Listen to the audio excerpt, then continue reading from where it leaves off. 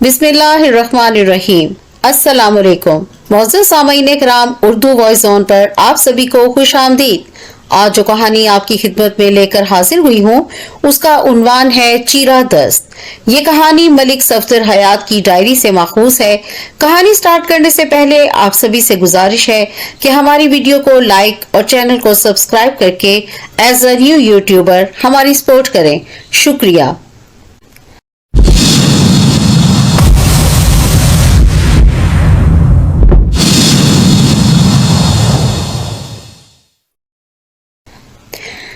मौजा निजाम कोर्ट के थाने में मेरी तैनाती को ज्यादा अरसा नहीं हुआ था। अपने अमले की जुबानी मुझे चौधरी निजामुद्दीन के बारे में बहुत कुछ मालूम हो चुका था, लेकिन अभी उससे मेरी बिलमुशाफा मुलाकात नहीं हुई थी। मेरी मालूमात के मुताबिक चौधरी निजामुद्दीन ज़राई अराजी की हिर्सो हवस का मारा हुआ एक जालिम और जाबिर हुक्मरान था। जब वो मनमानी पर उतर आता तो कोई उसके सामने ठहरने की जुर्रत नहीं करता था। बहरकैफ 100 बुज़दिलों में कोई एक आध बहादुर भी निकल आता है। ये भी एक ऐसा ही मामला था। मुझे अच्छी तरह याद है कि माह अक्टूबर की एक खुनक और खुशगवार सुबह थी। मैं अपने कमरे में आकर बैठा ही था, 2 देहाती मुझसे मिलने आ गए। मैंने उन्हें फौरन अंदर बुला लिया। उनमें से एक की उम्र 24 साल और दूसरा लगभग 30 साल का था। थानेदार साहब, मेरा नाम मुबीन है। 24 साला नौजवान ने अपना तारुफ करवाते हुए गुलुकीट आवाज में कहा, किसी ने मेरे छोटे भाई को कत्ल कर दिया है। उसकी लाश खेतों में बेरी वाले खूह के नजदीक पड़ी हुई है।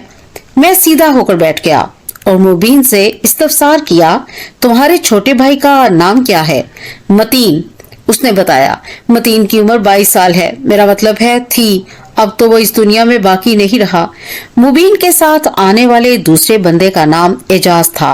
वो मुबीन का पड़ोसी था। मैंने चंद जरूरी सवालात पूछने के बाद उन्हें बरामदे में बैठने के लिए कहा और खुद जाए वकुआ पर जाने की तैयारी में मसरूफ हो गया। मौजा निजाम कोर्ट मेरे थाने से लगभग आधे मील के फासले पर वाक़ था।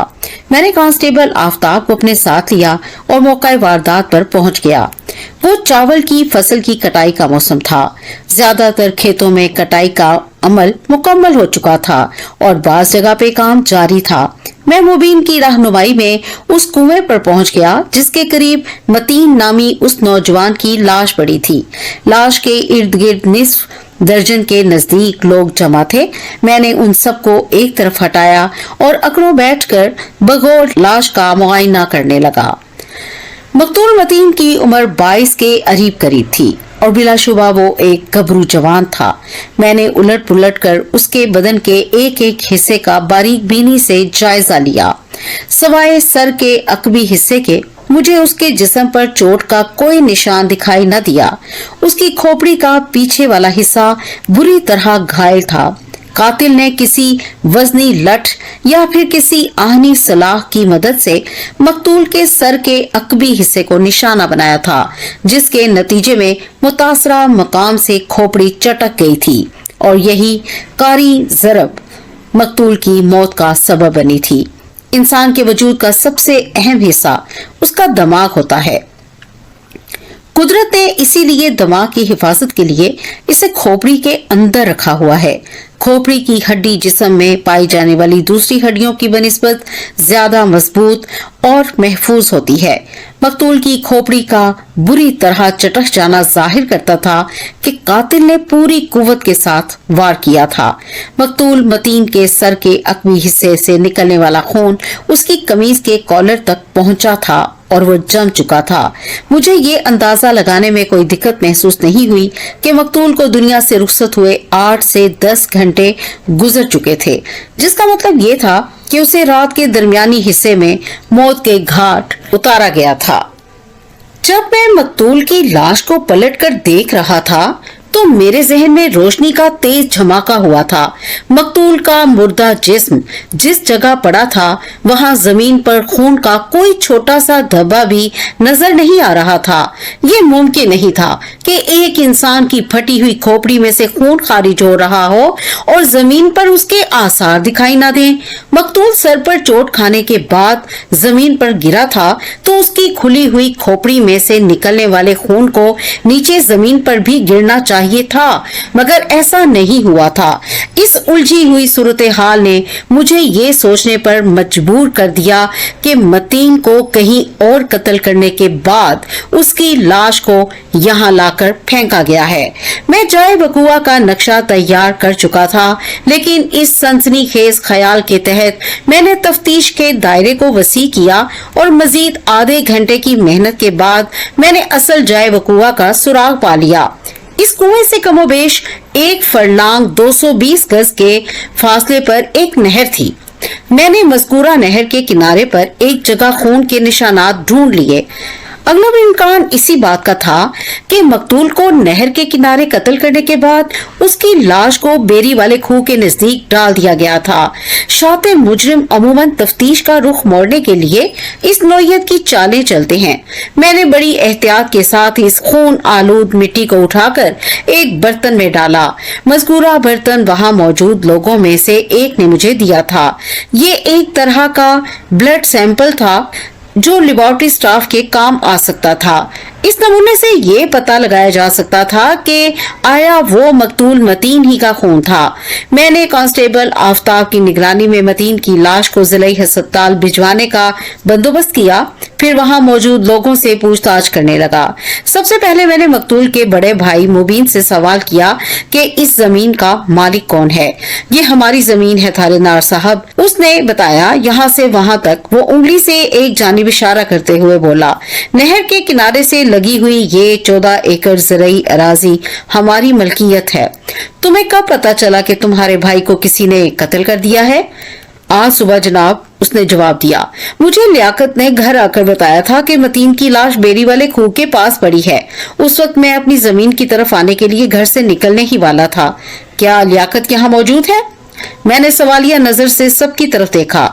पक्के रंग का एक मियाना कद बंदा आगे आया और कहा, थानेदार साहब, मेरा नाम लियाकत है। मुझे बताओ तुमने लाश को कब और कहाँ देखा था?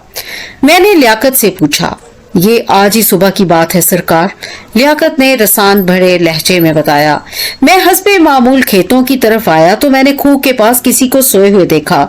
मुझे हैरत हुई कि इतनी सुबह यहाँ कौन सो रहा है, लेकिन जब मैं खूह के नजदीक आया तो सूरत हाल मुझ पर खुल गई।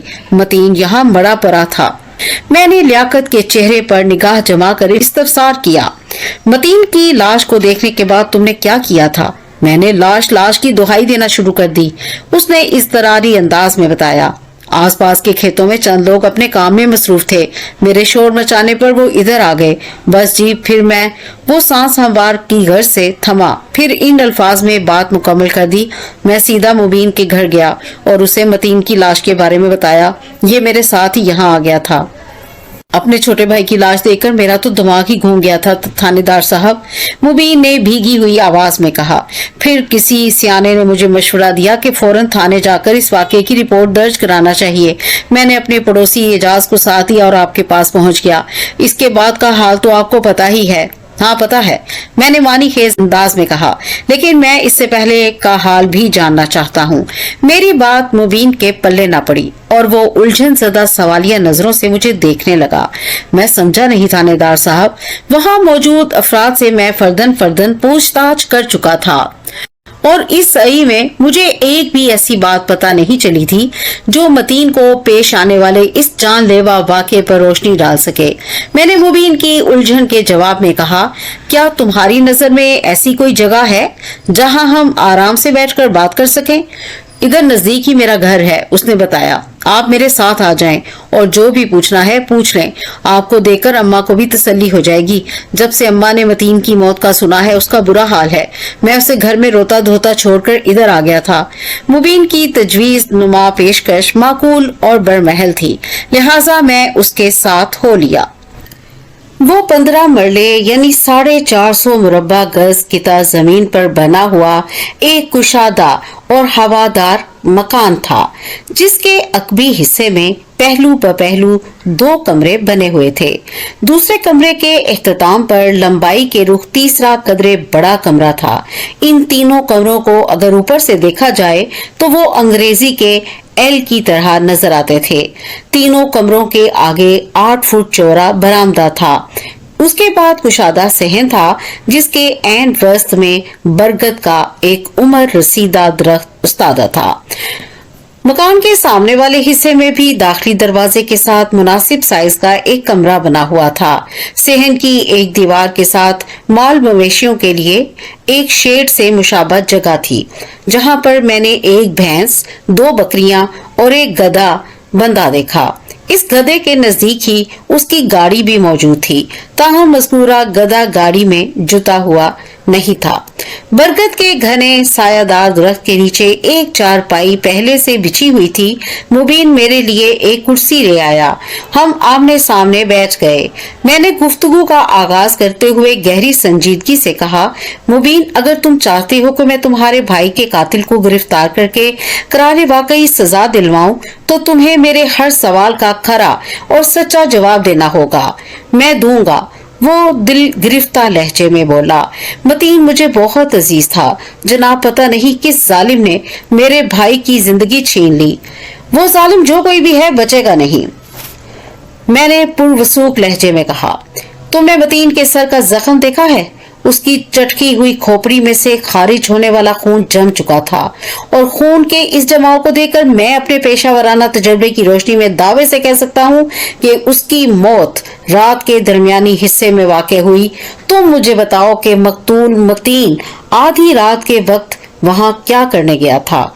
मुझे खुद इस बात पर हैरत है, वो अजीब से लहजे में बोला।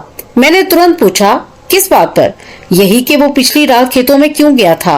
उसने वजाहत करते हुए कहा, जब तक अब्बा जी जिंदा थे और हम दोनों भाई मिलकर काश्तकारी किया करते थे। 1 साल पहले अब्बा जी का इंतकाल हो गया था। एक जहरीले सांप के डस लेने से उनकी मौत वाक़ हो गई थी। इस अफसोसनाक वाक़े के बाद मैं और मतीन खेतों में काम करने लगे थे। मतीन रोजाना सुबह मुझसे पहले जमीनों की तरफ चला जाता था, मैं बाद में घर से निकलता था। मैं तो आज भी यही समझ रहा था कि वो काम के लिए खेतों में जा चुका होगा। जब मैं यहाँ से रवाना होने लगा तो लियाकत ने आकर बताया। उसकी आवाज भर आ गई। मुझे तो यकीन ही नहीं आ रहा। वो अचानक चुप हो गया। मुबीन की खामोशी के पीछे कोई ऐसा राज छुपा हुआ नहीं था जिसके अफशा के डर से वो बोलते बोलते रुक गया हो, बल्कि ये उसके दिल का बोझ था जिसने कुव्वते गोयाई का गला घोंट दिया था। मतीन को बड़ी बेरहमी और संगदिली से मौत के घाट उतारा गया है, मैंने मोतदिल अंदाज में कहा। इससे यही जाहिर होता है कि किसी सफाक आदमी से उसने दुश्मनी पाल रखी थी। तुम इस बारे में क्या कहते हो? थानेदार साहब, मैं कसम खाकर कहता हूँ कि मतीन की किसी से दुश्मनी नहीं थी, वो रूहानी आवाज में बोला। फिर एक ख्याल जाहिर करते हुए कहा, यह भी तो हो सकता है कि मतीन राहजनों के हत्थे चढ़ गया हो। जब उन्हें मतीन के पास ज्यादा माल पानी नहीं मिला तो उन बदबख्तों ने उसकी जान ले ली हो। मुबीन, तुम्हारा ये ख्याल मौजूदा सूरत हाल में फिट नहीं बैठता, मैंने साफ गोई से काम लेते हुए कहा। राहजन सिर्फ उसी वक्त किसी शिकार को मौत के घाट उतारते हैं जब वो उनके सामने मुजाहमत पेश कर रहा हो। मतीन के बदन पर ऐसे निशानात नजर नहीं आए जिनकी बिना पर यह कहा जाए कि मकतूल की उन राहजनों से हाथापाई हुई थी। अलावा से राहजन अपने शिकार की जिंदगी का चिराग गुल करने के बाद उसकी लाश को एक जगह से उठाकर दूसरी जगह फेंकने की जरूरत महसूस नहीं करते। और सबसे बड़ा सवाल ये कि मतीन आधी रात को खेतों की तरफ क्यों गया था। लम्हाती तौक़ुफ़ करके मैंने गहरी सांस ली, फिर इन अल्फाज में अपनी बात मुकम्मल कर दी। मेरी बात ध्यान से सुनो मुबीन, तुम्हारे भाई के सर पर पीछे से वार किया गया है। इससे ये जाहिर होता है कि उसका दुश्मन ताकुब करते हुए जाए वकुआ पर पहुंचा था। ज्यादा इम्कान इस बात का है कि वो 1 से ज्यादा बंदे थे जिन्हें पता था कि मकतूल कहाँ मिलेगा। उन्होंने नहर के किनारे पर उसे कत्ल किया, फिर उसकी लाश को उठाकर बेरी वाले खूह के करीब डाल दिया। मैं समझता हूँ तुम्हारे भाई की मौत का बेरी वाले खूह से भी कोई नाता है। कातिल ने अपनी कार्रवाई को बेरी वाले खूह के साथ जोड़कर कुछ बताने और समझाने की कोशिश की है। तुम इस बारे में क्या जानते हो? थानेदार साहब, मेरा तो दिमाग ही काम नहीं कर रहा। वो दोनों हाथों से अपने सर को थामते हुए बड़े कर्ब से बोला, मैं मतीन के किसी ऐसे दुश्मन से वाकिफ नहीं हूँ, बल्कि उसका तो कोई दुश्मन था ही नहीं। ठीक है, मतीन के दुश्मन यानी उसके कातिल को मैं खुद ढूंढ लूंगा, मैंने ठहरे हुए लहजे में कहा। तो मुझे ये बताओ कि इस घर में तुम्हारे अलावा और कौन कौन रहता है? मेरी अम्मा जी और सलमा, उसने जवाब दिया। मैंने सवालिया नजर से उसकी तरफ देखा। सलमा मेरी बीवी है थानेदार साहब, वो जल्दी से वजाहत करते हुए बोला। हमारी शादी को 1.5 साल हो गया है, मगर अभी तक हमारे बच्चे नहीं हुए।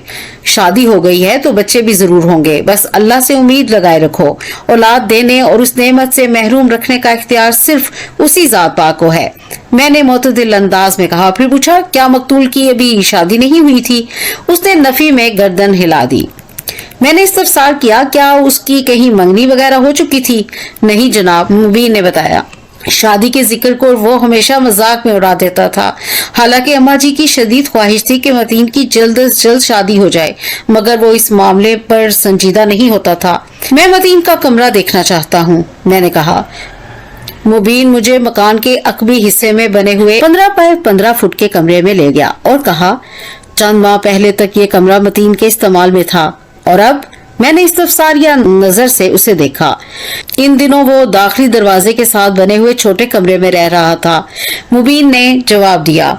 अम्मा ने बहुत जिद की कि वो वापस अपने पहले वाले कमरे में आ जाए, लेकिन मतीन नहीं माना। मैंने भी इसे कायल करने की बहुत कोशिश की, मगर कोई फायदा नहीं हुआ।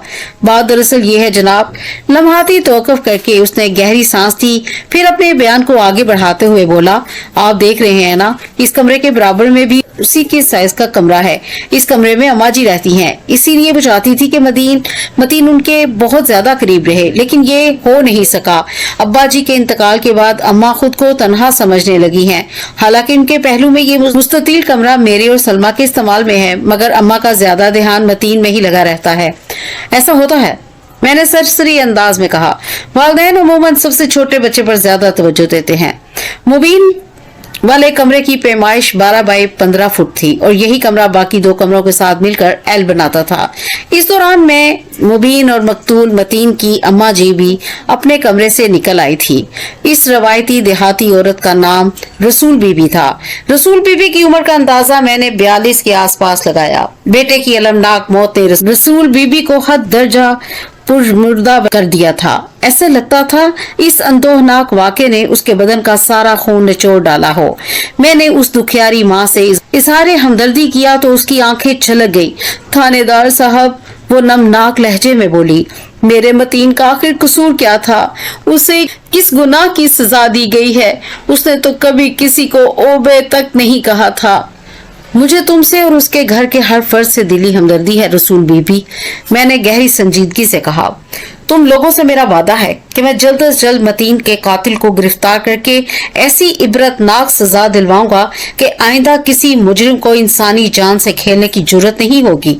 क्या कातिल को सजा मिल जाने से मेरा मतीन वापस आ जाएगा थानेदार साहब? रसूल बीबी ने जख्मी लहजे से इस्तफसार किया। इस सवाल का मबनी पर हकायक सफाक जवाब तो नहीं ही था, लेकिन मैं सच बोलकर रसूल बीबी को मजीद दुखी नहीं करना चाहता था।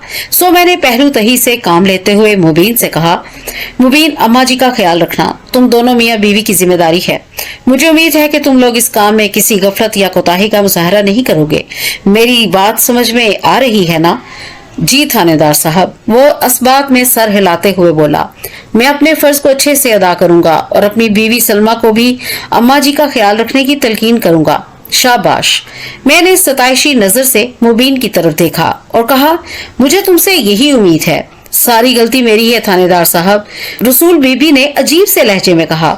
शाह जी ने मुझे ताकीद भी की थी कि मतीन दूसरे जवानों से अलग और मुनफरिद लड़का है, इसका हद से ज्यादा ख्याल रखने की जरूरत है, लेकिन अफसोस कि मैं ऐसा ना कर सकी और मतीन मारा गया। कौन शाह जी? रसूल बीबी के खामोश होते ही मैंने पूछ लिया। अपने करामत अली शाह साहब, रसूल बीबी ने जवाब दिया। पीर करामत अली उर्फ शाह जी उधर निजाम कोठी में रहते हैं थानेदार साहब, मुबीन ने वजाहत करते हुए बताया। वो एक पहुंचे हुए रूहानी इंसान हैं। इस गांव के लोग उनकी बड़ी इज्जत करते हैं। आपने उनका नाम नहीं सुना? मुबीन के आखिरी जुमले से हैरत झलकती थी। मैंने साफ गोई से काम लेते हुए कहा, मुझे इस इलाके में आए हुए ज्यादा अरसा नहीं हुआ और सच्ची बात यह है कि मैं इन शाह जी का नाम आज पहली बार सुना है। शाह जी बहुत ही करने वाले बुजुर्ग है थानेदार साहब, रसूल बीबी ने अकीदत भरे अंदाज में कहा।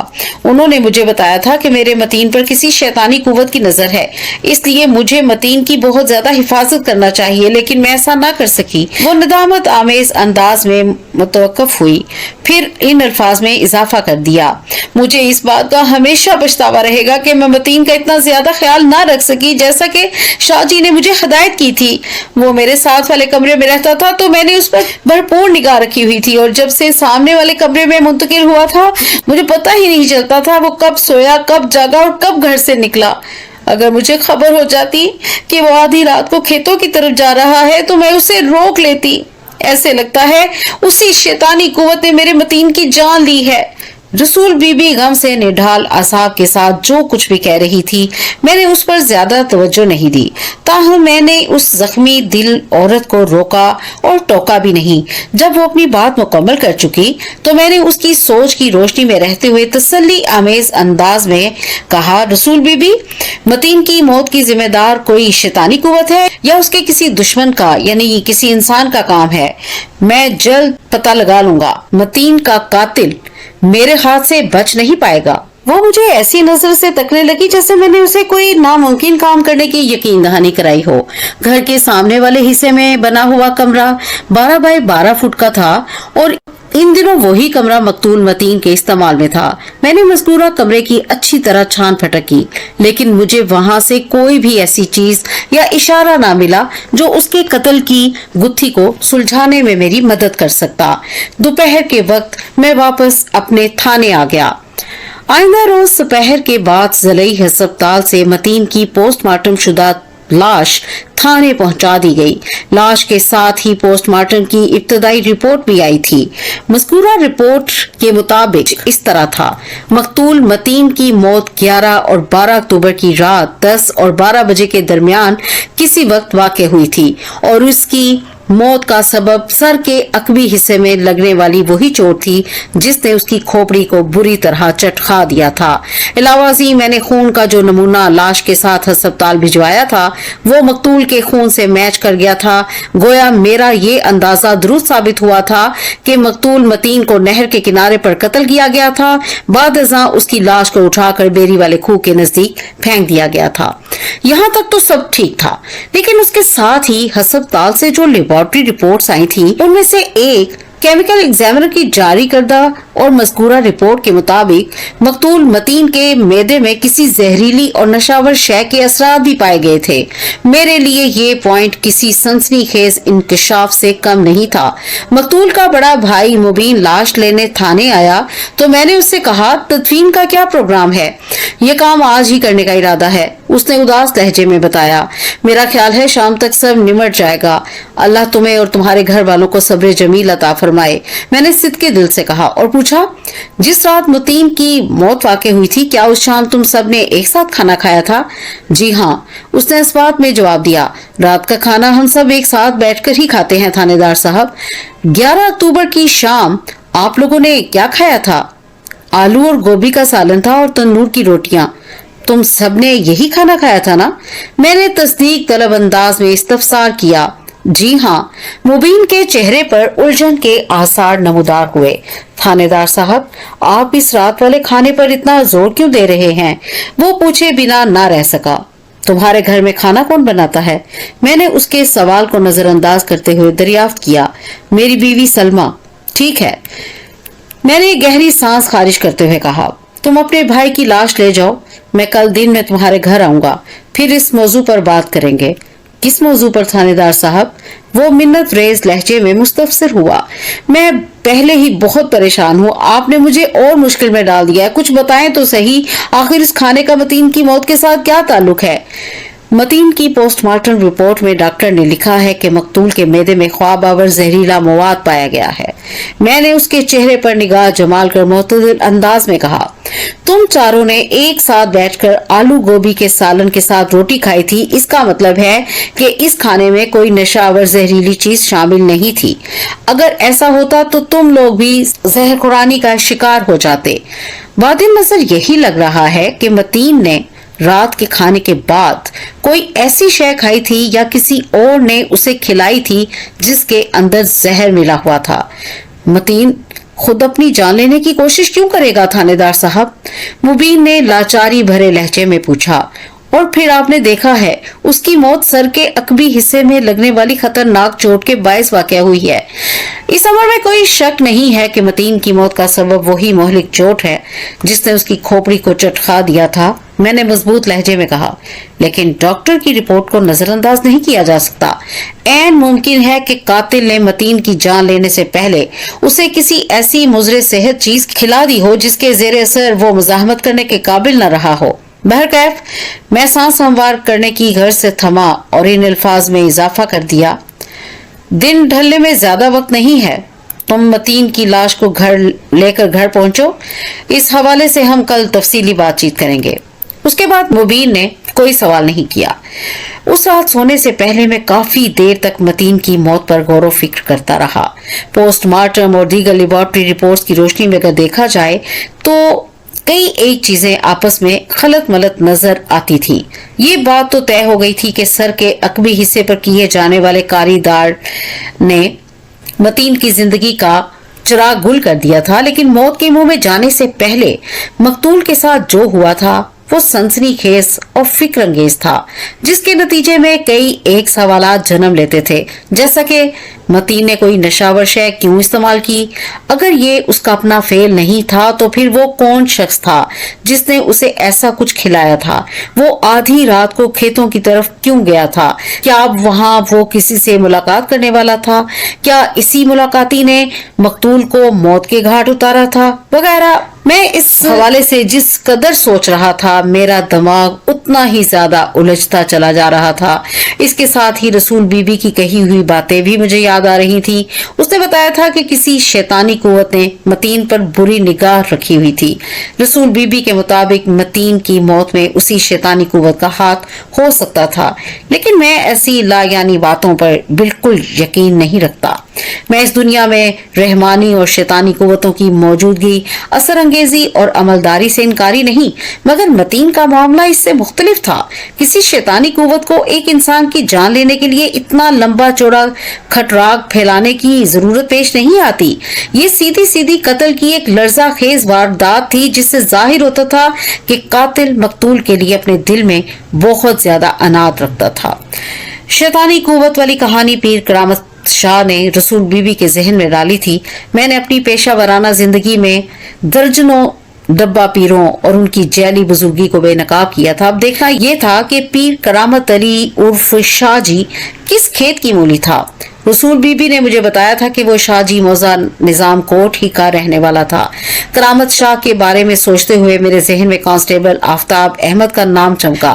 آفتاب احمد موزہ جمال پور کا رہنے والا تھا۔ جمال پور میرے تھانے سے 2 میل کے فاصلے پر واقع ایک چھوٹا سا گاؤں تھا۔ ایک محتاط اندازے کے مطابق جمال پور کی آبادی 500 نفوس پر مشتمل تھی، یعنی اس دیہات میں کم و بیش 100 مکانات تھے۔ آفتاب روزانہ اپنی سائیکل پر تھانے آتا اور واپس اپنے گھر جاتا تھا۔ یہاں پر آفتاب کی یاد مجھے اس کی بیوی فریدہ کی وجہ سے آئی تھی۔ فریدہ کا میکا موزہ نظام کوٹ میں تھا۔ آفتاب نے مجھے بتا رکھا تھا کہ 5 سال پہلے فریدہ سے اس کی شادی ہوئی تھی۔ ان کے 2 بچے تھے۔ آفتاب کے مطابق فریدہ مزاج کی بہت تیز اور قبضہ مافیا ٹائپ کی عورت تھی۔ آفتاب اس کے سامنے بھیگی بلی بنا رہتا تھا۔ میں اس علاقے میں نیا تھا، چنانچہ نظام کوٹ کے اندرونی حالات و معاملات سے آگاہی حاصل کرنے کے لیے میں آفتاب کی بیوی فریدہ سے کام لینے کا فیصلہ کر لیا۔ 14 اکتوبر کی صبح آفتاب اپنی ڈیوٹی پر آیا تو میں تھانے میں اس کا منتظر تھا۔ مجھے اس کی آمد کا پتہ چلا تو میں نے فوراً اسے اپنے کمرے میں بلا لیا۔ آفتاب احمد جب اندر داخل ہوا تو اسے دیکھ کر مجھے حیرت ہوئی۔ اس نے اپنے سر پر دیسی طرز کی ایک پٹی باندھ رکھی تھی۔ اس نے مجھے سلام کیا تو میں نے تشویش بھرے لہجے میں استفسار کیا، آفتاب اپنے سر کے ساتھ کیا کر بیٹھے ہو؟ ملک صاحب چوٹ لگ گئی ہے، اس نے نگاہ چراتے ہوئے جواب دیا۔ کوئی خاص بات نہیں، معمولی سا زخم ہے، 1-2 دن میں ٹھیک ہو جائے گا۔ معمولی سی چوٹ کے لیے کوئی اتنا بڑا پگڑ نہیں باندھتا آفتاب، میں نے زیر لب مسکراتے ہوئے کہا۔ مجھے بتاؤ تم نے کون سا نیا تجربہ کیا ہے؟ کیا فریدہ سے پٹ کر آ رہے ہو؟ بے ساختہ اس کے منہ سے نکلا۔ آپ کو کس نے بتایا؟ کسی کو کچھ بتانے کی کیا ضرورت ہے؟ میں نے اس کے آنکھوں میں دیکھتے ہوئے کہا، تمہارے چہرے پر مظلومیت کی داستان رقم ہے، بتاؤ اب کی بار کس بات پر تم فریدہ کے غیظ و غضب کا نشانہ بنے ہو؟ میں سچ سننا چاہتا ہوں۔ मैं वो सच आपके सामने पेश कर देता हूँ मलिक साहब। वो अपनी जेब में हाथ डालते हुए निदामत आमेज लहजे में बोला। मैं सवालिया नजर से उसे देखने लगा। आफताब ने अपनी जेब के अंदर से चांदी की एक पाजेब निकालकर मेरे सामने जमीन पर रखने के बाद यतीमी भरे लहजे में कहा, इस पायल की वजह से फरीदा ने डंडा मारकर मेरा सर फाड़ दिया। क्या वो तुमसे पाँव का ऐसा ही जेवर लाकर देने को कह रही है? मैंने चांदी की इस पायल को अपने हाथ में लेने के बाद आफताब से पूछा। ये कोई ऐसा मुतालबा नहीं जिसे पूरा करना तुम्हारे बस में ना हो। बात मुतालबे या फरमाइश की नहीं है मलिक साहब, वो हद दर्जा कड़वे लहजे में बोला। वो सीधा सीधा मुझ पर शक कर रही है। कैसा शक? मैंने उलझन ज़दा लहजे में इस्तफसार किया। उसे शक है कि मैंने ये झांझर किसी और औरत के देने के लिए खरीदी है। उसने मस्कीनियत भरे लहजे में कहा, मैं अपनी तरफ से 100 सफाइयां पेश कर चुका हूँ, मगर उसे यकीन नहीं आ रहा। जब बात ज्यादा बढ़ गई तो उसने डंडा उठाकर मेरी खोपड़ी के पीछे हिस्से पर मारा और मुझे लहूलुहान कर दिया। शुक्र करो कि तुम अभी तक जिंदा नजर आ रहे हो, वरना खोपड़ी पर लठ या डंडा खाने से इंसान इन्ना लिल्लाह भी हो जाता है। मैंने शरारत आमेज अंदाज में कहा, तुमने मतीन का हशर तो देखा है ना? आप मेरा मजाक उड़ा रहे हैं मलिक साहब। उसने शाकी नजर से मुझे देखा। ये मजाक उस वक्त तक उड़ता रहेगा जब तक तुम मुझे उस पायल की हकीकत नहीं बताओगे। मैंने गहरी संजीदगी से कहा, तुमने इस हवाले से फरीदा के सामने क्या वजाहत दी है? मलिक साहब, ये पाजेब मुझे 12 अक्टूबर की सुबह जाए वकुआ से मिली थी। उसने मोतदिल अंदाज में बताना शुरू किया। जब आप मकतूल मतीन की लाश का मुआयना कर रहे थे तो मैं इधर उधर घूमकर कोई अहम सुराग तलाश करने की कोशिश में था और उसी वक्त बेरी वाले खूह के नजदीक मुझे ये पाजेब पड़ी मिली थी।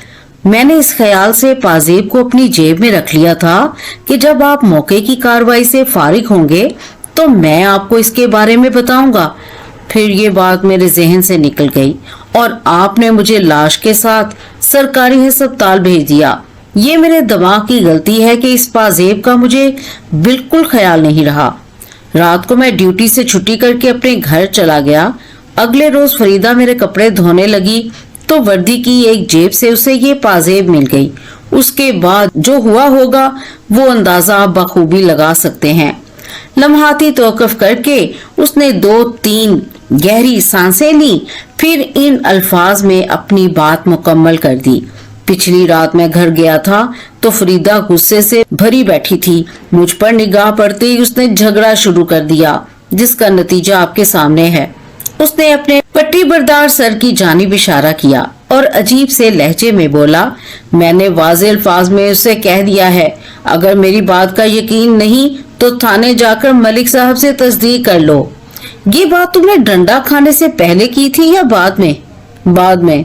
अगर पहले करते तो शायद फरीदा के अताब से महफूज रहते, मैंने छेड़ने वाले अंदाज में कहा। वैसे मैं भला कैसे इस बात की तस्दीक कर सकता हूँ कि ये पाजेब तुम्हें बेरी वाले खूह के पास से मिली थी? तुमने इस बारे में मुझे कब बताया था? वो सरासीमा नजर से मुझे तकने लगा। कांस्टेबल आफताब अहमद के चेहरे से फिक्रमंदी झलकने लगी। ना करे मलिक साहब, उसने मुल्तजियाना लहजे में कहा, फरीदा ने मेरा सर फाड़ दिया है। अगर आपने मेरे बयान की तस्दीक ना की तो हमारा घर मैदान जंग बन जाएगा। मैंने तफरीह लेने वाले अंदाज में पूछा, ज्यादा से ज्यादा वो क्या कर सकती है? फरीदा दोनों बच्चों को उठाएगी और जाकर अपने मेके में डेरा जमा लेगी। उसने जवाब दिया, और मैं बेचारा रह जाऊंगा, बेयारो मददगार। तो ठीक है, मैं फरीदा की मेके जा बैठने की तमन्ना पूरी कर देता हूँ। मैंने उसके चेहरे के तासुरात का जायजा लेते हुए मानी खैस अंदाज में कहा, इस तरह तुम्हें भी 1-2 दिन आराम का मौका मिल जाएगा। मैं समझा नहीं मलिक साहब। वो पुरतशवीश अंदाज में बल्कि झपकाते हुए बोला, आखिर आप करना क्या चाह रहे हैं? आफताब, मेरी बात ध्यान से सुनो, मैंने ठहरे हुए लहजे में कहा। तफरीह बहुत हो चुकी, अब कुछ संजीदा बातें हो जाएं। वो हमतन गोश हो गया। आइंदा 10 मिनट में रसूल बीबी के खदशात, शाह जी के फरमुदात और अपने तहफ़्फ़ुज़ात और उसके इंकशाफात पर एक सैर हासिल लेक्चर देने के बाद मोतदिल अंदाज में कहा, میں نے تمہیں जो कुछ समझाया है ये सब फरीदा के गोश गुजार करने के बाद तुम लोग 2 दिन के लिए निजाम कोर्ट की तरफ MBBS हो जाओ। MBBS? उसने चौंक कर मुझे देखा और कहा, ये तो डॉक्टर की डिग्री होती है। बिल्कुल होती है, मैंने जोर देकर कहा, मगर हम चारों में से तो कोई भी डॉक्टर नहीं है। इससे कोई फर्क नहीं पड़ता आफताब, मैंने समझाने वाले अंदाज में कहा। यहाँ पर मैंने MBBS का इस्तेमाल दरअसल मियाँ बीवी बच्चों समेत के लिए किया है। तुम आज ही फरीद और दोनों बच्चों को लेकर मौजा निजाम कोर्ट रवाना हो जाओ। मैंने तुम्हें जो तफसीलात बताई हैं उनकी रोशनी में मालूमात हासिल करने की कोशिश करना। अगर ये पता चल जाए कि चांदी की पाजेब किस लड़की या औरत की है तो हम ये जानने में कामयाब हो सकते हैं कि वकुआ की रात मकतूल मतीन खेतों की तरफ क्यों गया था। तो आपको ये प्यार मोहब्बत वाला मामला लगता है? उसने सवालिया नजर से मुझे देखा। हाँ, मैंने इस बात में सर हिलाया और मेज पर रखी चांदी की पायल की जानिब इशारा करते हुए कहा, जाए वकुआ पर इस जेवर की मौजूदगी मुझे ऐसा सोचने पर मजबूर कर रही है। इश्क के मामलात बड़े अजीब और खौफनाक होते हैं आफताब। मैंने जरा देर और रुक कर एक तवील और गहरी सांस खारिज की और फिर पुरख्याल अंदाज में इजाफा कर दिया।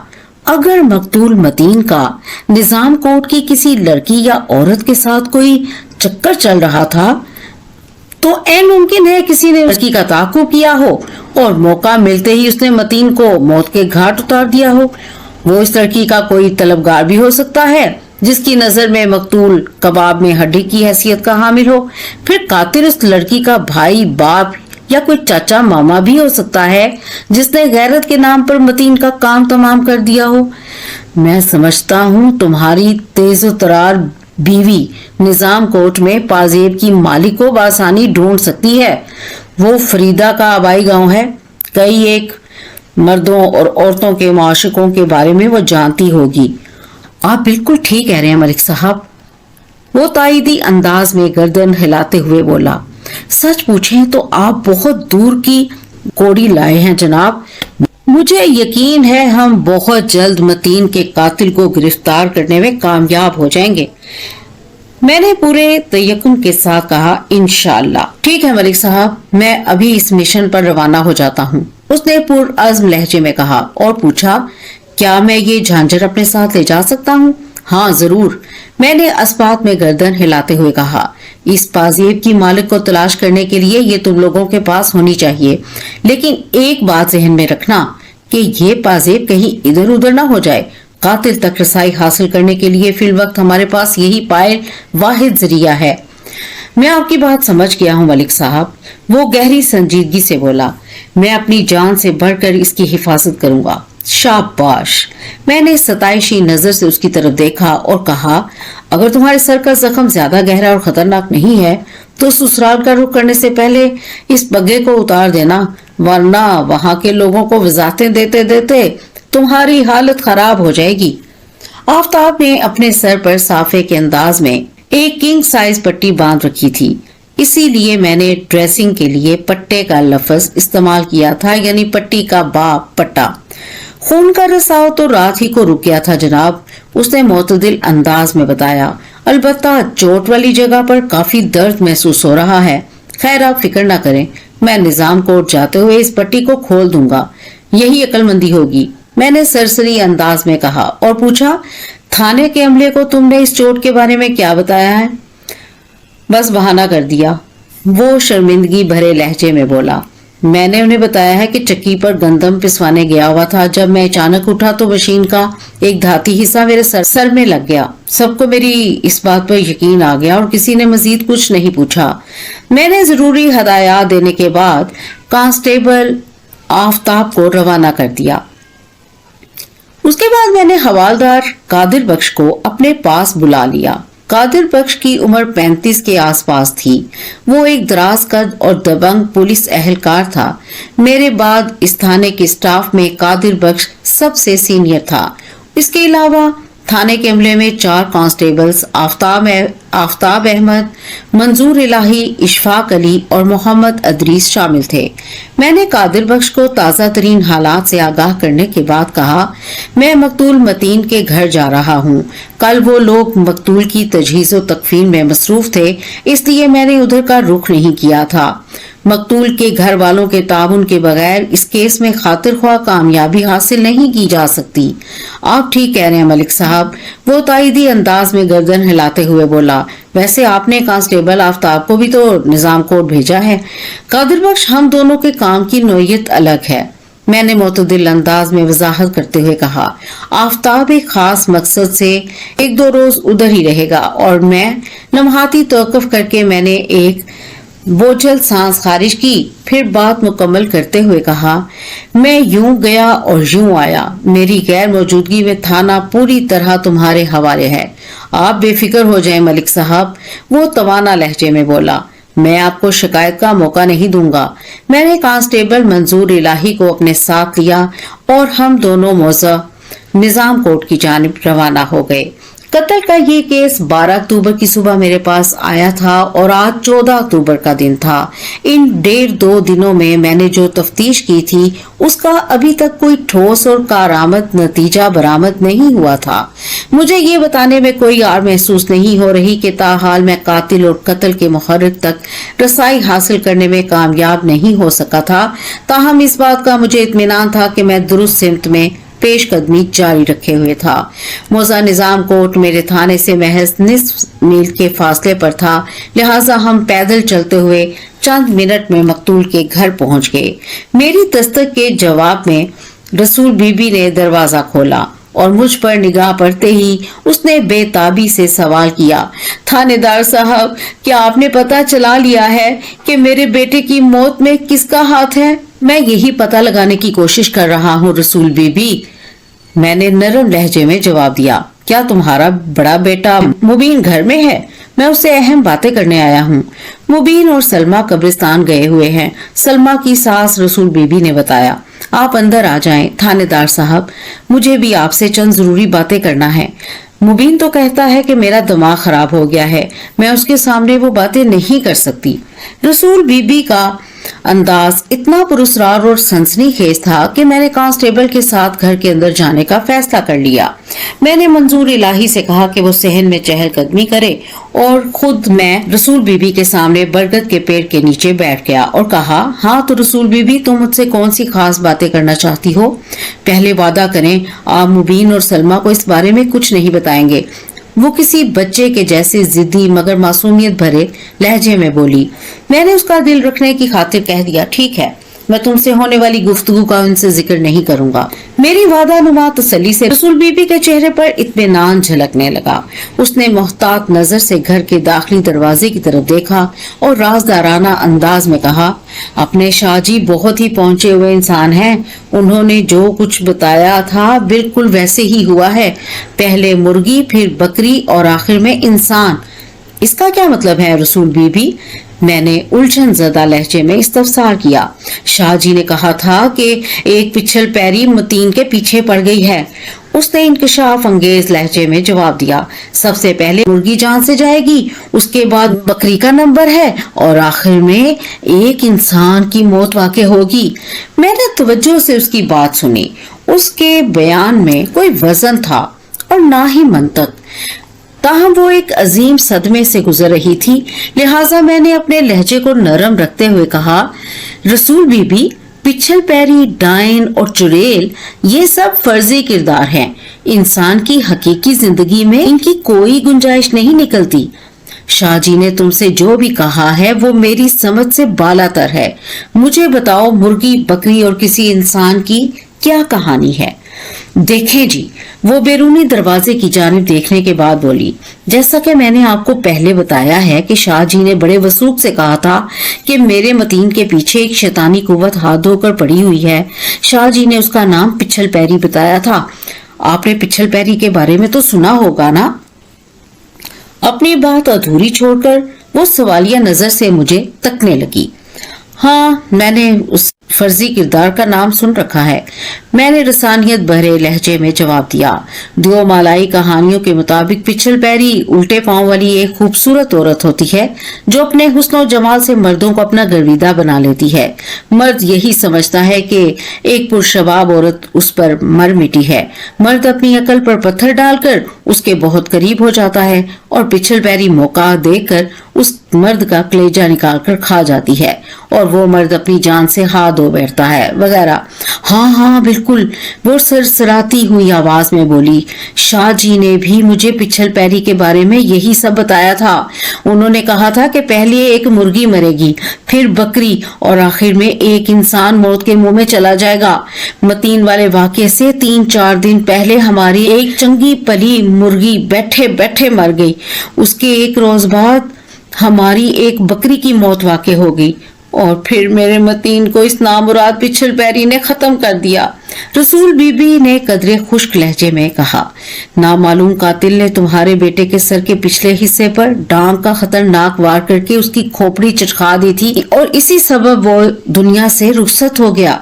अगर इसकी मौत में किसी पिछल पैरी का हाथ होता तो वो मतीन का कलेजा निकालकर जरूर खाती। लम्हाती तौक़ुफ़ करके मैंने एक गहरी सांस ली और फिर अपनी बात मुकम्मल करते हुए कहा, पिछल पैरी के हवाले से मैंने जो कुछ कहा वो सुनी सुनाई कहानियों का खुलासा है।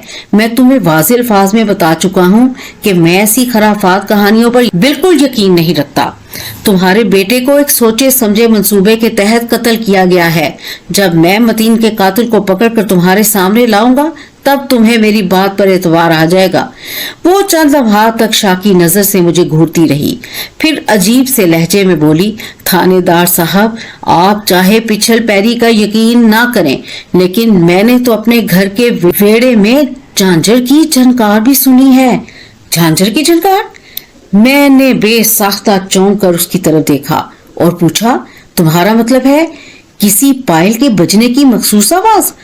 अगरचे झांझर की झनकार का मतलब मुझे अच्छी तरह मालूम था, लेकिन रसूल बीबी के मुंह से ये जिक्र सुनकर मेरा ध्यान अपने आप उस पाजेब की तरफ चला गया था जो कांस्टेबल आफताब को बेरी वाले खूह के करीब पड़ी मिली थी। इसलिए बेख्तियार मैंने रसूल बीबी से वो सवाल पूछ लिया था। जी थानेदार साहब, वो असबात में गर्दन हिलाते हुए बोली, मैंने कई बार अपने कमरे से बाहर निकलकर भी देखा, मगर सहन में मुझे कोई नजर नहीं आया, जिससे ये साबित हो जाता है कि वो पिछल पैरी ही थी जो मतीन को वरगलाने और फंसाने के लिए यहाँ आती थी। आप वो जगह देख रहे हैं ना? उसने बरगद के पेड़ के तने की जानिब इशारा किया। हाँ देख रहा हूँ, मैंने कहा। 1-2 बार मैंने उस जगह पर मतीन को खड़े देखा था। वो इंकशाफ अंगेज लहजे में बोली, मुझे लगता है मतीन भी उस कमीनी झांझर की झनकार सुनकर अपने कमरे से बाहर निकला होगा। ये उन दिनों की बात है जब मतीन मेरे बराबर वाले कमरे में सोया करता था। इस अमर में किसी शक की गुंजाइश तलाश नहीं की जा सकती थी कि रसूल बीबी का ज़हनी तवाज़ुन बिगड़ चुका था, इसलिए वो अपने ऐसे तजुर्बात पूरे तयकीन के साथ बयान कर रही थी जो मावराए अकल फजूलियात का पलंदा थे। बहरहाल मैंने उसके जज्बात को मजरूह किए बगैर इस्तफसार किया, तो मुझे ये बताने की कोशिश कर रही हो कि पिछल पैरी झांझरें भी पहनती है? अगरचे मेरा ये सवाल तंज में डूबा हुआ था, मगर रसूल बीबी ने गहरी संजीदगी से जवाब दिया, क्यों नहीं पहन सकती? आखिर वो भी तो एक औरत ही होती है। मैंने रसूल बीबी की वजाहत पर कोई तबसरा करने की बजाय एक अहम सवाल किया, क्या तुमने भी मतीन से उसके बारे में पूछा था? किस बारे में? वो पलकें झपकाते हुए मुस्तफसर हुई। इस बारे में कि मैंने मुतदिल अंदाज में कहा, तुम जब पिछल पैरी की पाजेब की झनकार सुनकर सहन में आई थी और तुमने उस दरख्त के नीचे मतीन को खड़े देखा था, तो क्या तुमने मतीन से ये जानने की कोशिश की थी कि वो रात के वक्त वहाँ क्या कर रहा था? हाँ, 1-8 मर्तबा मैंने उससे पूछा था। उसने इस बात में जवाब दिया। वो बोला, नींद नहीं आ रही इसलिए टहलने की गर्ज से वो कमरे से बाहर निकल आया है। और झांझर की झनकार? मैंने इस दरारी लहजे में पूछा, क्या इस हवाले से तुमने या उसने कोई बात नहीं की? नहीं, वो पूरी शिद्दत से नफी में गर्दन झटकते हुए बोली। क्यों? मैंने जोर देकर पूछा। अगर वो खुद कोई बात करता तो मैं भी कुछ कहती, उसने सादगी से जवाब दिया। मैं ख्वामख्वाह पिछल पैरी का जिक्र करके मतीन को डराना नहीं चाहती थी। हमारे दरमियान इस बेसरोपा गुफ्तगू का सिलसिला चल ही रहा था कि मुबीन और उसकी बीवी सलमा कब्रिस्तान से लौट आए। सलमा एक खुश शक्ल, दराज कामत और दुबली पतली औरत थी। औरत की बजाय उसे लड़की कहना ज्यादा मुनासिब लगता था।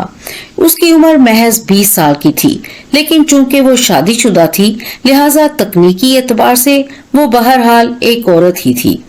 बेटे और बहू को घर के अंदर दाखिल होते हुए देखा तो रसूल बीबी ये कहते हुए फौरन मेरे पास से उठ गई, थानेदार साहब, मुबीन और उसकी बीवी मुझे पागल समझते हैं। उन्हें पिछल पैरी के बारे में नहीं बताना वरना वो मेरा मजाक उड़ाएंगे। मैंने इस बात में सर हिलाने पर इक्तफा किया, मगर दिल में कहा, रसूल बीबी, तुम्हारे पागलपन ने मुझे एक नई राह दिखा दी है।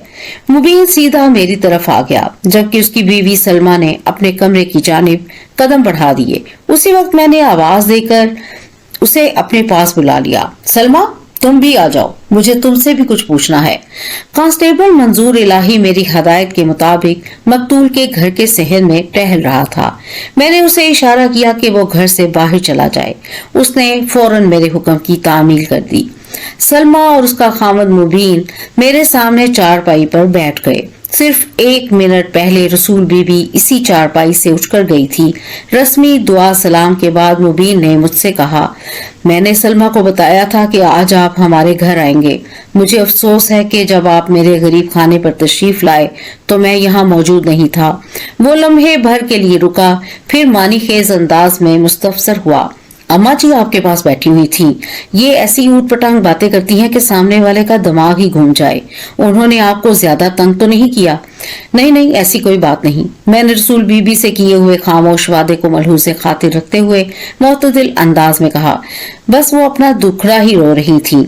मतीन की मौत ने उनके जहन पर गहरा और बुरा असर किया है। चाची का दिमाग तो पहले ही ठिकाने पर नहीं था, सलमा ने गंभीर अंदाज में कहा। इस वाक़े ने तो उनकी जहनी हालत को और भी खराब कर दिया है थानेदार साहब। तदफीन के मामला ठीक रहे? मैंने सवालिया नजर से मुबीन की तरफ देखा। जी थानेदार साहब, सब आसानी से निमट गया।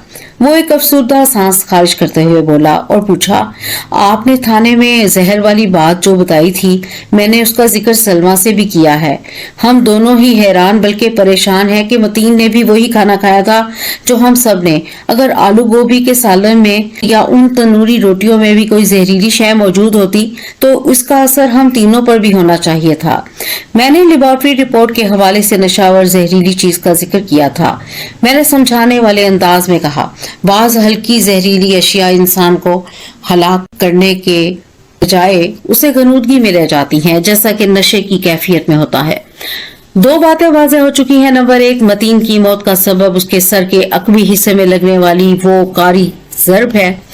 नंबर 2, वकूआ की रात वाले खाने में कोई जहर या ख्वाब और शय मिली हुई नहीं थी। मकतूल के मैदे से मिलने वाले मवाद के अंदर जो कुछ भी पाया गया है वो घर से निकल जाने के बाद मतीन के अंदर पहुंचाया गया है और अब तो मामला किसी और ही समत निकल गया है। किस समत थानेदार साहब? मुबीन ने तशवीश भरे लहजे में कहा, पहले मैंने तुमसे पूछा था कि वकूआ की रात मतीन खेतों की तरफ क्यों गया था। अब मैं जानना चाहता हूं कि वो वहां किससे खुफिया मुलाकात करने गया था। मैंने मुबीन के चेहरे पर निगाह जमा कर कहा, और यही वो सिमत है जिसका मैं जिक्र कर रहा हूँ। थानेदार साहब, खुफिया मुलाकात वाली बात मेरी समझ में नहीं आई। वो समाजत आमेज लहजे में बोला, थोड़ी वजाहत कर दे तो आपकी मेहरबानी होगी। मुबीन, मैंने जब तुमसे मतीन की शादी या मंगनी के बारे में सवाल किया था तो तुमने मुझे बताया था कि उसकी अभी मंगनी इसलिए नहीं हो सकी कि वो शादी से खाइफ था। मतलब ये कि वो शादी के मामले को संजीदगी से नहीं लेता था। इस मौजू पर आप लोगों ने जब भी उससे बात की थी तो उसने इस किस्से ही को मजाक में उड़ा दिया था। मैंने मकतूल के बड़े भाई की आंखों में देखते हुए कहा, मैं गलत तो नहीं कह रहा? नहीं जनाब, आप बिल्कुल ठीक कह रहे हैं। वो मेरे बयान की तायीद करते हुए बोला, मैंने आपको यही बताया था क्योंकि ये एक ठोस हकीकत है। अगर आपको मेरी बात का यकीन ना हो तो आप सलमा से तस्दीक कर लें। मैंने सवालिया नजर से सलमा की तरफ देखा।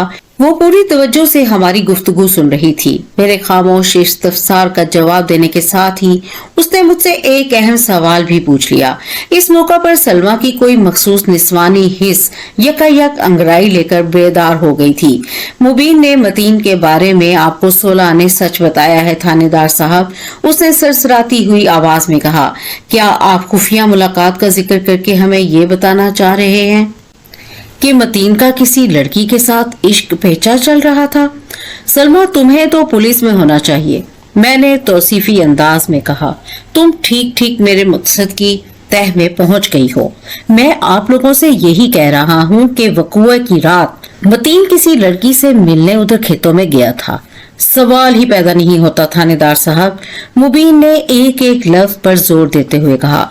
मतीन के अंदर इतना हौसला और हिम्मत थी ही नहीं कि वो किसी लड़की से मिलने आधी रात को घर से निकल जाए। यकीनन आपको कोई गलत फहमी हुई है। मुबीन, मैं मफरूजों और गलत फहमियों की बुनियाद पर अपनी तफ्तीश को आगे बढ़ाने का आदी नहीं हूँ, मैंने वाशगाफ अल्फाज में कहा। मेरे पास इस अमर का ठोस सबूत है। इस रात बेरी वाले खूह पर मतीन के साथ इस गांव की कोई लड़की या कोई औरत भी मौजूद थी। थानेदार साहब, पहले आप मुझे इस ठोस सबूत के बारे में बताएं, सलमा ने ठहरे हुए लहजे में कहा। फिर मैं आपसे बात करती हूँ। सलमा के इस फौरी रद्द-ए-अमल ने मुझे तसल्ली दी कि कोई ऐसी अहम बात बताने वाली है जो इस केस को हल करने में मुमदो-मावन साबित होगी। सो मैंने उसकी आंखों में आंखें डालकर पूरे एतमाद लहजे में कहा, सलमा, जब ये दोनों भाई उधर खेतों में दिन भर खेती बाड़ी में मसरूफ होते थे तो इनके लिए दोपहर का खाना कौन लेकर जाता था? जब तक चाचा यासीन, मकतूल का मरहूम बाप, जिंदा था तो ज्यादातर चाची रसूला और कभी कभार मैं बाप बेटों के लिए खाना लेकर जाती थी, उसने मुतदिल अंदाज में जवाब दिया। लेकिन चाचे यासीन की वफात के बाद चाची तो बुझकर रह गई है। पिछले 1 साल से मैं ही मुबीन और मतीन को दोपहर का खाना पहुंचाने जा रही हूँ। जब ये दोनों खाना खा लेते तो मैं खाली बर्तन उठाकर वापस आ जाती। मैंने एक फौरी ख्याल के तहत मुबीन से कहा, मैं तुम्हारी बीवी के गिट्टे देखना चाहता हूँ, अगर तुम्हें कोई एतराज ना हो तो। मुझे कोई एतराज नहीं जनाब, उसने 2 टोक अंदाज में जवाब दिया। फिर अपनी बीवी से कहा, सलमा, थानेदार साहब को अपने गिट्टे दिखाओ। सलमा ने फौरन अपने खामन की हुक्म की तामील करते हुए लाचा थोड़ा सा ऊपर उठा दिया। मैंने देखा उसके पाँव में किसी किस्म का जेवर मौजूद नहीं था। अपना लाचा नीचे कर लो सलमा, मैंने मुतदिल अंदाज में कहा और पूछा, क्या तुम्हें पाजेब वगैरह पहनने का शौक नहीं है? नहीं थानेदार साहब, वो नफी में गर्दन हिलाते हुए हतमी लहजे में बोली। मैंने कभी अपने पाँव में पायल नहीं पहनी। मैं एक आसूदा और गहरी सांस लेकर रह गया। ये सारा अजीबो गरीब तजर्बा और मुशाहिदा मैंने इसलिए किया था ताकि इस बात का पता चलाया जा सके कि 11 अक्टूबर की दोपहर कहीं सलमा की पाजेब तो बेरी वाले खूह के नजदीक नहीं गिर गई थी। अब तुम्हारे सवाल का जवाब, मैंने सलमा के चेहरे पर निगाह जमा कर मुतदिल अंदाज में कहा। मुझे बेरी वाले खूह के करीब चांदी की एक पाजेब पड़ी मिली है। इस किस्म के जेवरात मर्द तो अपने पाँव में पहनना पसंद नहीं करते, इसीलिए मुझे यकीन है कि वकूआ की रात मतीन औरत या लड़की से मिलने खेतों में गया था। वो पाजेब उसी औरत या लड़की की है। क्या आप वो पायल मुझे दिखा सकते हैं? सलमा ने सरसराती हुई आवाज में मुझसे इस्तफसार किया ताकि मैं कोई अंदाजा लगा सकूं। वो पाजेब इस वक्त मेरे पास नहीं है, मैंने साफ गोई से काम लेते हुए कहा। बहरकैफ, मैं 1-2 रोज में तुम्हारी ये ख्वाहिश पूरी कर दूंगा। सलमा, तुम इस झांझर को देखकर किस किस्म का अंदाजा लगाना चाहती हो? मुबीन ने उलझन ज़दा लहजे में अपनी बीवी से पूछा। थानेदार साहब, सलमा मेरी तरफ देखते हुए बोली, मैं आपको ये बताना चाह रही थी कि मैंने 2-3 मर्तबा मतीन को गोगी से बात करते हुए देखा था। गोगी? मैंने चौंके हुए लहजे में इस्तफसार किया। ये गोगी कौन है? इस लड़की का असल नाम सुगरा है थानेदार साहब, लेकिन सब उसे गोगी कहते हैं, सलमा ने बताया। जहां तक मुझे याद पड़ता है गोगी भी पायल पहनती है। मैं इस गोगी के बारे में सब कुछ जानना चाहता हूँ, मैंने यके बाद दीगरे उन मियाँ बीवी की तरफ देखते हुए तहकमाना अंदाज में कहा। अभी और इसी वक्त। आइंदा 15 मिनट में सलमा ने सुगरा उर्फ गोगी के बारे में मुझे तफसीलन आगाह कर दिया। मैं फातिहाना एहसास के साथ वहां से उठा और मंजूर इलाही की मय्यत में थाने की जानिब रवाना हो गया। 15 अक्टूबर की दोपहर कांस्टेबल आफ्ताब अहमद मुझसे मिलने आ गया। वो खासा पुरजोश दिखाई देता था। उसने मुझे सलाम किया और ऐलान करने वाले अंदाज में कहा, मलिक साहब समझ ले फरीदा ने आपका दिया हुआ काम तकरीबन निपटा दिया है। ये तकरीबन क्या होता है अल्लाह के बंदे? मैंने उसे घूरा। बुझारते नहीं डालो और खुलकर मुझे बताओ कि तुम्हारी बीवी ने कौन सा कारनामा सर अंजाम दिया है। मेरे इस्तफसार के जवाब में आफ्ताब ने अपनी और अपनी बीवी की कारकर्दगी की जो तफसील बयान की, उसमें से काफी बातें सलमा की जुबानी मुझे मालूम हो चुकी थी। ताहम आफ्ताब सलमा से बढ़कर और सनसनीखेज खबरें लेकर आया था। फरीदा ने वाकईतन अपने तेज तरार होने का हक अदा कर दिया था।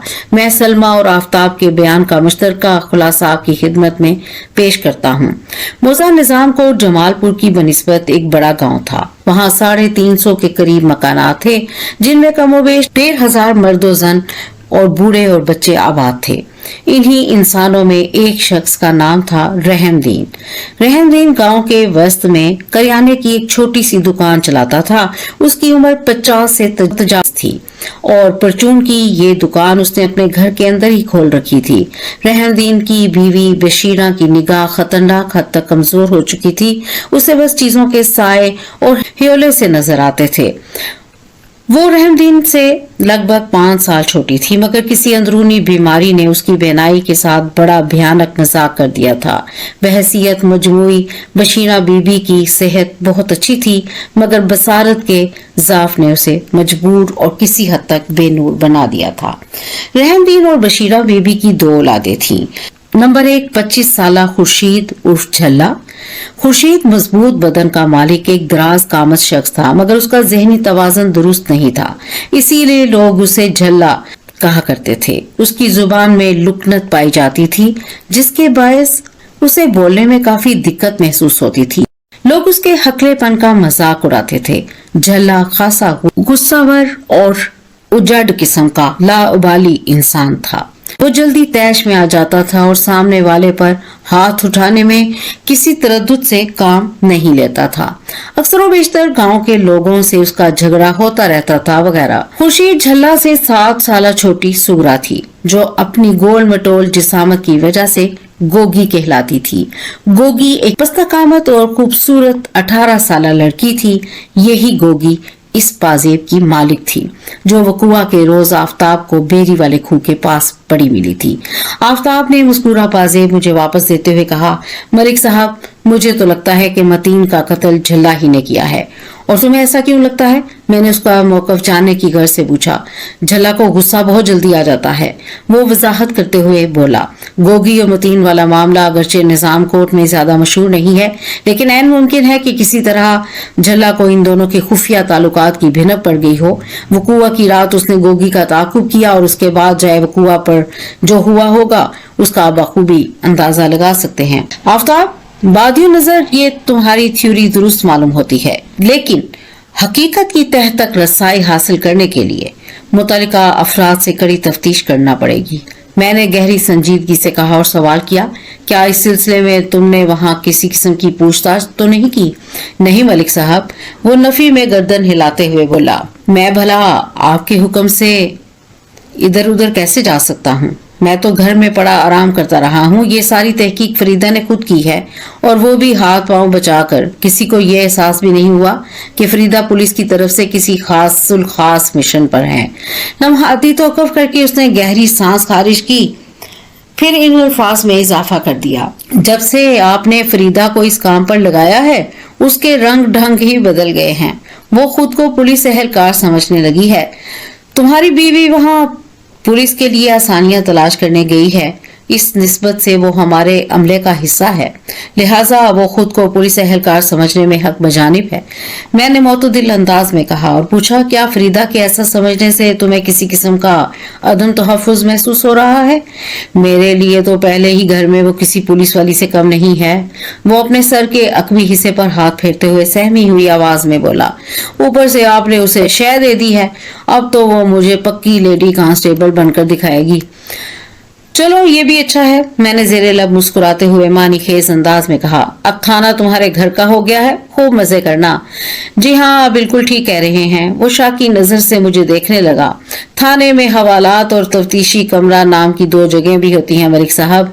मुझे मजा चखाने के लिए फरीदा को तो बैठे बिठाए मुफ्त में आपने लॉकअप और ट्रायल रूम अता कर दिया है। अब मेरा तो अल्लाह ही हाफिज है। ज्यादा फिक्रमंद होने की जरूरत नहीं आफ्ताब, मैंने तसल्ली में इस लहजे में कहा। मैं फरीदा को समझा दूंगा, तुम पर हाथ होला रखेगी। जी आपका बहुत बहुत शुक्रिया, उसने बेयकीनी से कहा। उसके बाद मैंने आफ्ताब को सलमा मुबीन और रसूल बीबी से होने वाली अपनी गुज़िश्ता रोज की मुलाकात के बारे में मुख्तसरन बताया और कहा, ये तो मालूम हो गया कि गोगी और मकतूल के दरमियान प्यार और मोहब्बत के मामला चल रहे थे और इस पाजेब का ताल्लुक भी गोगी ही से है जो तुम्हें बेरी वाली खूह के नजदीक पड़ी मिली थी। इसके अलावा मैंने तुम्हें पीर करामत अली उर्फ शाह जी के बारे में मालूमात हासिल करने के लिए भी कहा था। उस काम का क्या हुआ? मैंने करामत अली के हवाले से थोड़ी छानबीन की है मलिक साहब, उसने बताया। वो भी 95% पीरों की तरह दगाबाज है। वो लोगों को फैज पहुंचाने की अहलियत तो नहीं रखता, अलबत्ता वो उन्हें उल्लू बनाने का कोई मौका हाथ से नहीं जाने देता।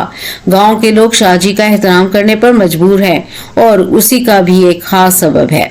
गांव वालों की ऐसी भी कौन सी मजबूरी है?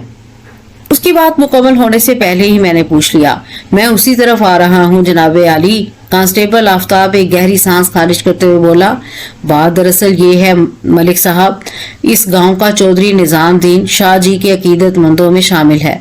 वो अक्सर हाजिरी के लिए शाह जी के आस्थाने पर आता जाता रहता है। ओह अच्छा, मैंने सरसरी अंदाज में कहा और पूछा, शाह जी का आस्थाना गांव में किस तरफ है? मस्जिद वाली गली में, मस्जिद से 2 घर छोड़कर, उसने जवाब दिया। आप निजाम कोर्ट में किसी से भी पूछ लेंगे तो आपको करामत अली के आस्थाने पर पहुंचा देगा। ठीक है, मैंने कहा। उसने पूछा, क्या आप करामत शाह से मुलाकात का इरादा रखते हैं मलिक साहब? अगर जरूरत पड़ी तो मैं जरूर करामत अली के आस्थाने पर जाऊंगा, मैंने सोच में डूबे हुए लहजे में कहा। लेकिन पहले गोगी को चेक करना होगा। उसके सौदाई भाई खुर्शीद झल्ला से भी चंद बातें करना चाहता हूँ। अगर तुम्हारी थ्योरी दुरुस्त है तो फिर वकूआ की रात गोगी ने झल्ला को जरूर खेतों में देखा होगा। मेरे लिए क्या हुक्म है मलिक साहब? उसने सवालिया नजर से मुझे देखा। तुम वापस जाओ अपनी बीवी बच्चों के पास, मैंने मोतदिल अंदाज में कहा। कल सुबह से तुम्हें ड्यूटी पर आना है। फरीदा और दोनों बच्चे मजीद कितने दिन निजाम कोर्ट में रहेंगे उसका फैसला तुम पर छोड़ता हूँ। जो हुक्म मलिक साहब। वो उठकर खड़ा हो गया और कहा, फिर मुझे इजाजत दें। मैंने उसे जाने की इजाजत दे दी। आफ्ताब के जाने के बाद मैंने हवालदार कादिर बख्श को अपने कमरे में बुला लिया। कादिर बख्श इस केस की पल पल बदलती सूरत हाल से आगाह था। आफ्ताब ने भी गोगी के बारे में जो कुछ भी बताया था वो सब सलमा के बयान से लगा खाता था और ये तमाम तर मालूमात कादिर बख्श से छुपी हुई नहीं थी। चंद मिनट तक हमारे दरमियान ताज़ा तरीन हालात पर बात हुई। फिर कादिर बख्श ने कहा, मलिक साहब अगर वो चांदी की पाजेब वाकई गोगी की है तो फिर आपको फौरन उसका इंटरव्यू करना चाहिए। वो पाजेब चाहे वकुआ पर पड़ी मिली है, इससे तो यही साबित होता है कि गोगी वकुआ की रात वहां गई थी। मैं भी इसी अंदाज में सोच रहा हूँ कादिर बख्श, मैंने कहा। मैं थोड़ी देर में किसी कांस्टेबल को साथ लेकर निजाम कोर्ट जा रहा हूँ। आपने करामत अली की पेशगोई को भी जहन में रखना है जो उसने मकतूल की मां रसूल बीबी के सामने की थी। हवालदार ने याद दहानी कराने के अंदाज में कहा। वही पहले मुर्गी, उसके बाद बकरी और आखिर में एक इंसान अपनी जान से जाएगा। मुझे सब याद है कादिर बख्श, मैंने ठहरे हुए लहजे में कहा, और ये भी कि कोई पिछल पैरी मकतूल के पीछे पड़ी हुई थी। ये आस्थानों वाले पीर और बाबे मासूम और सादा लोगों को बेवकूफ बनाने के लिए अजीबो गरीब और लायानी कहानियां गढ़कर उन्हें सुनाते हैं ताकि वो उनके रोब में आ जाएं और उन्हें कोई बहुत ही पहुंची हुई हस्ती समझने लगे। मेरा भी यही ख्याल है, लेकिन यहाँ पर एक सवाल का जवाब हासिल करना बहुत जरूरी है, मैंने पुरसोच अंदाज में कहा, और वो जवाब मैं बहुत जल्द हासिल कर लूंगा, इस बात का मुझे यकीन है। आप किस सवाल और जवाब की बात कर रहे हैं मलिक साहब? हवालदार ने कुरेदने वाले अंदाज में कहा। एक लम्हे के लिए मान लेते हैं कि करामत अली ने रसूल बेबी को बेवकूफ बनाने के लिए वो सारी बातें की थी। मैंने कादिर बख्श के चेहरे पर निगाह जमा कर कहा, यहाँ सवाल ये पैदा होता है कि शाह जी को ऐसा करने की जरूरत क्यों पेश आई? वो रसूल बीबी को डरा कर इससे कौन सा मकसद हासिल करना चाहता था? और इस गंभीर सवाल का जवाब लम्हाती तौक़ुफ़ के बाद میں نے ایک طویل اور بوجھل سانس خارج کی، پھر ان الفاظ میں اپنی بات مکمل کر دی۔ اس سوال کا جواب صرف اور صرف کرامت علی ہی دے سکتا ہے۔ میں گوگی سے فارغ ہونے کے بعد شاہ جی کے آستانے پر چکر لگاؤں گا، آستانے کا چکر بھی لگاؤں گا۔ آج اس کیس کو کسی کنارے لگانا ضروری ہے قادر بخش۔ آپ ٹھیک کہہ رہے ہیں ملک صاحب، وہ تائیدی انداز میں گردن ہلاتے ہوئے بولا۔ ایک نوجوان کو بڑی بے دردی سے موت کے گھاٹ اتارا گیا ہے، اس خون کا حساب تو ہونا ہی چاہیے۔ اگر مظلوم کو انصاف نہیں ملے گا تو پھر ہمارے اس تھانے کا کوئی مقصد اور مصرف باقی نہیں رہ جاتا۔ قادر بخش کی بات 16 آنے درست تھی۔ میں نے اس سے کامل اتفاق کیا اور ظہر کی نماز ادا کرنے کے بعد ایک بار پھر موزہ نظام کوٹ روانہ ہو گیا۔ اس مرتبہ کانسٹیبل محمد ادریس میرے ساتھ تھا۔ گوگی کا باپ رحم دین کی کریانے کی دکان موزہ نظام کوٹ کے قلب میں واقع تھی۔ مجھے وہاں تک رسائی حاصل کرنے میں کسی دشواری کا سامنا نہیں کرنا پڑا۔ لگ بھگ 3 بجے دوپہر میں رحم دین کے سامنے کھڑا تھا۔ رحم دین اپنی دکان میں موجود تھا۔ میں اور کانسٹیبل ادریس یونیفارم میں تھے، اس لیے ہم پر نگاہ پڑتے ہی وہ اپنی جگہ سے اٹھ کر کھڑا ہو گیا اور بڑے ادب سے بولا، ست بسم اللہ تھانے دار صاحب۔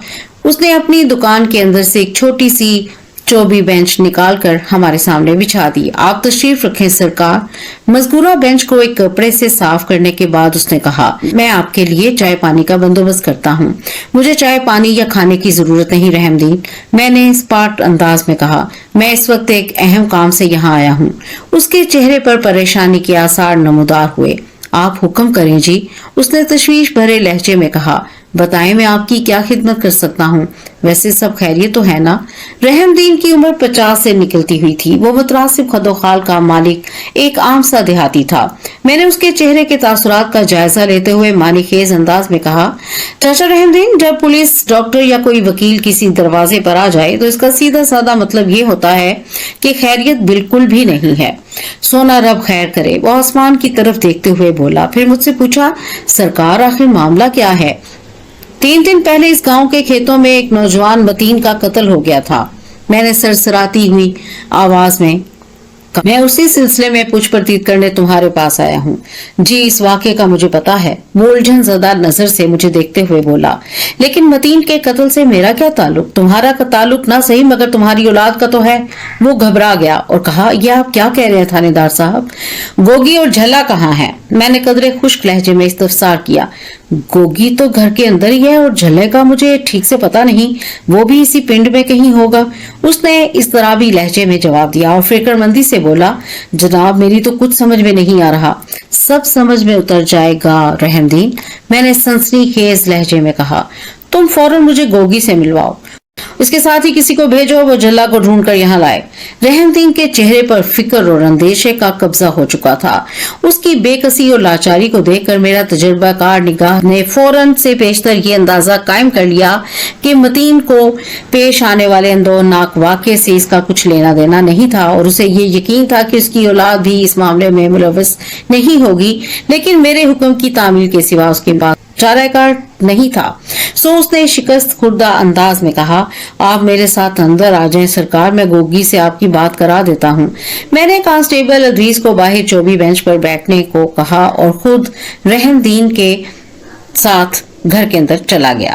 وہ 5 مرلے کا ایک چھوٹا سا مکان تھا۔ مختصر سے صحن میں ایک ادھیر عمر عورت چارپائی پر بیٹھی اپنے بالوں میں کنگھی کر رہی تھی۔ وہ یقیناً بشیرہ بی بی تھی، جس کی دیکھنے کی صلاحیت نہ ہونے کے برابر تھی، تاہم اس کی قوت سماعت خاصی تیز تھی۔ عام طور پر یہ دیکھنے میں آیا ہے کہ انسان کے حواس خمسہ، دیکھنا، بولنا، سننا، سونگنا اور چھونا میں سے اگر کوئی ایک کسی وجہ سے متاثر ہو جائے تو اس کی کسی دوسری حص زیادہ توانا ہو جاتی ہے۔ بشیرہ بی بی نے میری اور رحم دین کی باہمی دھیمی گفتگو کو سن لیا تھا۔ رحم دینا، اس نے اپنے خاوند کو مخاطب کرتے ہوئے پوچھا، یہ تمہارے ساتھ کون ہے؟ ہمارے علاقے کے تھانے دار صاحب ہیں، رحم دین نے بتایا۔ تھانے دار کا ہمارے گھر میں کیا کام رحم دینا؟ بشیرہ، یہ گوگی سے کچھ پوچھنے آئے ہیں۔ گوگی اتنی اہم کب سے ہو گئی تھانے دار؟ اس سے ملنے ہمارے گھر آ گیا ہے، بشیرہ نے عجیب سے لہجے میں کہا۔ رحم دینا، سب خیریت ہے نا؟ مجھے نہیں پتا، رحم دین نے گول مول جواب دیا۔ उसी वक्त एक अंदरूनी कमरे में से एक फरबा और गोल मटोल सी लड़की बरामद हुई। मेरे हाफजे में मौजूद मालूमात की रोशनी में मुझे ये अंदाजा लगाने में कोई दिक्कत महसूस न हुई कि वो सुगरा उर्फ गोगी थी। गोगी एक पुरकशिश और खूबसूरत लड़की थी। धी रानी, रहमदीन ने मेरे अंदाजे की तस्दीक करते हुए गोगी से कहा, थानेदार साहब तुमसे कुछ चंद बातें करने आए हैं। फिर उसने मुझसे पूछा, सरकार क्या मैं भी आप लोगों के साथ बैठ सकता हूँ? नहीं रहमदीन, मैंने दो टोक अंदाज में कहा, मैं गोगी से तन्हाई में बात करना चाहता हूँ। अगर तुम्हारी जरूरत महसूस हुई तो मैं बुला लूंगा। तुम उधर अपनी घर वाली के पास चले जाओ और वहां बैठकर हमें देखते रहो। रहमदीन ने मेरी तजवीज पर साथ किया और चुपचाप जाकर बशीरा बीबी की चारपाई पर बैठ गया। मैं और गोगी बरामदे में एक दूसरे के सामने बराजुमान हो गए। बरामदे और सहन में ज्यादा फासला नहीं था, चनाचे मैंने धीमी आवाज में गुफ्तगू का आगाज किया। गोगी, मुझसे डरने की जरूरत नहीं, मैंने मेहरबान लहजे में कहा। मैंने पता चला लिया है कि मतीन की मौत में तुम्हारा कोई हाथ नहीं, तुम तो बस उससे प्यार करती थी, है ना? वो चंद लम्हात तक सहमी हुई नजर से मुझे देखती रही, फिर असबात में गर्दन हिलाते हुए धीरे से बोली, जी, मतीन की मौत का जितना दुख तुम्हें है उतना मुझे भी है, और मैं जल्द अज जल्द उसके कातिल को जेल की सलाखों के पीछे भेजना चाहता हूँ। मैंने नरम लहजे में कहा और पूछा, क्या तुम्हारी भी यही ख्वाहिश है गोगी? वो मुंह से कुछ नहीं बोली, बस सर को असबात में जुम्बिश देने पर इक्तफा किया और अपने हाथों के नाखनों को घूरने लगी। शाबाश, मैंने उसकी हिम्मत बंधाते हुए कहा, अगर तुम चाहती हो कि मतीन के कातिल को इबरतनाक सजा मिले तो तुम्हें मेरी मदद करना होगी। मेरी मदद करोगी ना? चंद लम्हात तक तजब्जुब का शिकार रहने के बाद उसने उलझन ज़दा लहजे में कहा, इस सिलसिले में भला मैं क्या कर सकती हूँ थानेदार साहब? तुम्हें किसी पहाड़ पर नहीं चढ़ना गोगी, ना ही दरिया में छलांग लगाना है। मैंने आवाज को नीचा रखते हुए मुतदिल अंदाज में कहा, बस तुमसे जो भी पूछूं उसका खरा और सच्चा जवाब देना है। मैं झूठ बोलने वालों को पसंद नहीं करता और उन्हें सख्त सजा भी देता हूँ, लेकिन तुम तो बहुत अच्छी लड़की हो, मुझे उम्मीद है कि तुम मुझ पर भरोसा करोगी। मेरी बात समझ में आ रही है ना? जी, मैं समझ रही हूँ, उसने बड़े एतमाद से जवाब दिया। आप मुझसे जो पूछेंगे मैं उसका सीधा जवाब दूंगी। शाबाश, मैंने उसकी हौसला अफजाई करते हुए तारीफी अंदाज में कहा। तो फिर बताओ, वकुआ की रात मतीन के साथ क्या हुआ था? मैं इस बारे में कुछ नहीं जानती थानेदार साहब, उसने मेरी तवक्को के बरक्स जवाब दिया था। तुमने कुछ ना कुछ अजीब और खिलाफे मामूल तो जरूर देखा होगा। मैंने उसके चेहरे पर नजर गाड़ कर सवाल किया। बेरी वाले खूह की तरफ जाते हुए या वहां से आते हुए तुम दोनों चोरी चोरी वहीं मिलते थे ना? जी, ये सच है, वो थूक निगलते हुए ठोस लहजे में बोली। लेकिन जिस रात मतीन का कत्ल हुआ मैं खेतों की तरफ नहीं गई थी। मुझे झूठ से नफरत है गोगी, मैंने जज्बात से आरी लहजे में कहा, और ये बात मैं तुम पर वाजे कर चुका हूँ। हम दोनों रहमदीन से इतने फासले पर बैठे हुए थे कि वो हमें आसानी से देख पा रहा था, ताहम हमारी आवाज इतनी नीची थी कि उसे अंदाजा नहीं था कि हमारे माबैन क्या बातें हो रही थी। मैं अल्लाह पाक की कसम खाकर कहती हूँ, उस रात मैं मतीन से मिलने बेरी वाले खूह की तरफ नहीं गई थी। वो रूहानी आवाज में बोली। आपको कैसे यकीन दिलाऊं, ये मेरी समझ में नहीं आ रहा थानेदार साहब। मैं समझाता हूँ, मैंने रसानियत भरे लहजे में कहा और पूछा, क्या तुम इस बात से इनकार करती हो कि तुम चांदी की पाजेब पहनती हो? नहीं जी, मैं इनकार नहीं कर सकती, उसने मजबूत लहजे में कहा। चांदी की पाजेब पहनना मुझे बहुत पसंद है। क्या उस वक्त भी तुमने पाजेब पहनी हुई थी? नहीं जी, मैंने उसकी आंखों में देखते हुए पूछा। क्यों? वो जी बस कोई खास वजह नहीं, गोगी ने गड़बड़ाए हुए लहजे में जवाब दिया। मैंने आज ही उसे उतारा है। मैंने गोगी की आंखों की कैफियत से भांप लिया कि वो मुझसे द्रोहगोई कर रही थी। ताहम इस मर्तबा मैंने उसे धमकी वगैरह नहीं दी और सरसरी अंदाज में कहा, तुमने पाजेब को उतार कर कहाँ रखा है गोगी? इधर ही, कमरे के अंदर, वो घबराए हुए अंदाज में बोली। ठीक है, तुम कमरे में जाओ और वो पाजेब लाकर मुझे दिखाओ, मैंने बदस्तूर उसकी आंखों में झांकते हुए कहा। उसके चेहरे पर एक रंग सा आकर गुजर गया। वो बहाना बनाते हुए बोली, मुझे याद नहीं आ रहा कि मैंने अपनी पाजेब को कहाँ रख दिया है। मैं जानता हूँ तुमने चांदी की इस पाजेब को कहाँ रखा था, मैंने इंकिशाफ अंगेज लहजे में कहा। मगर ये आज का नहीं, 3 दिन पहले का वाकया है गोगी। गोगी के चेहरे पर ऐसे तासुरात नमूदार हुए जैसे मैंने उसकी चोरी पकड़ ली हो। वो सहमी हुई मगर मुस्तरिब नजर से मुझे तकने लगी। मैंने अपनी जेब में से चांदी की पायल निकालकर गोगी को दिखाते हुए इस्तफसार किया, ये तुम्हारी ही पाजेब है ना? ये आपके पास कैसे पहुंच गई? वो पलकें झपकाते हुए बेयकीनी से बोली। मैं बेसाख्ता मुस्कुराने लगा। मेरी मालूमात के मुताबिक पीर करामत अली का आस्थाना मस्जिद वाली गली में 2 घर छोड़कर था, लिहाजा वहां तक रसाई हासिल करने में मुझे किसी दुश्वारी का सामना नहीं करना पड़ा।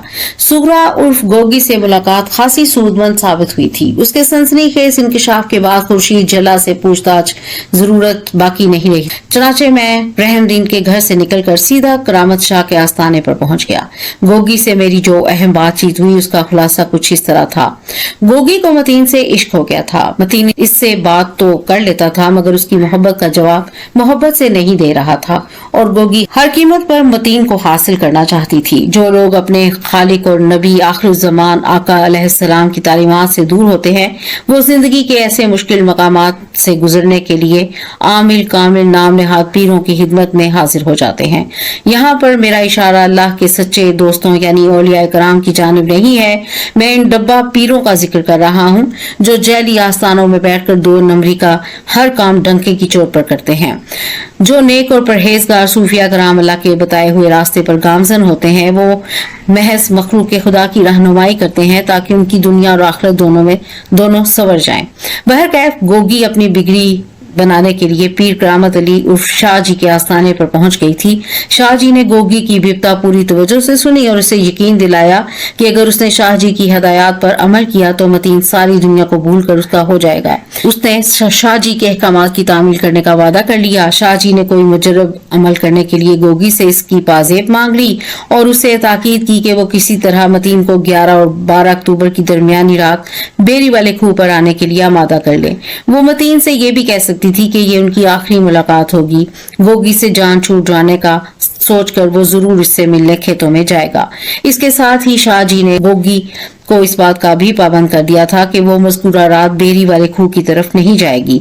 गोगी पर मतीन को हासिल करने का जुनून सवार था, लिहाजा वो बेवकूफ बिला सोचे समझे शाह जी के अहकामात की तामील करती चली गई। वकूआ की रात वो अपने घर में मौजूद रही। उसे यकीन था कि शाह जी का अमल मतीन को इस तरफ माइल कर देगा वगैरह वगैरह। गोगी के संजीदा बयान ने मेरे दिमाग के कई एक बंद दर खोल दिए। मुझे ये समझने में कोई मुश्किल पेश नहीं आई थी कि मतीन के कत्ल की साजिश शाह जी के शैतानी जहन का मजमूम कारनामा था। उस पलीत इंसान ने मतीन को मौत के घाट उतारने या उतरवाने के बाद गोगी को इस संगीन जुर्म में फंसाने की कोशिश क्यों की थी? इस अहम सवाल का जवाब हासिल करने के लिए मैं शाह जी के आस्थाने पर पहुंच गया था। शाह जी ने खुशदिली से मेरा पुरतपाक इस्तकबाल किया। उसे क्या मालूम था कि मैं उसके साथ कौन सा हाथ करने वहां आया हूँ। लोहा लोहे को काटता है, लिहाजा किसी अय्यार और मक्कार शख्स को चालबाजी ही से अपने दाम में लाया जा सकता है। मैंने भी करामत शाह पर यही तरकीब आजमाने का फैसला किया था। शाह जी इस थाने में मेरी तकर्री को 3-4 माह हो गए हैं, लेकिन मेरी ये कोताही है कि अभी तक मैं आपकी खिदमत में हाजिरी न दे सका। मैंने नदामत भरे लहजे में उस पीरे फरतूत से कहा, लेकिन वही बात कि जब तक इंसान किसी परेशानी में ना घिर जाए उसे किसी बुजुर्ग की कदम बोसी का ख्याल ही नहीं आता।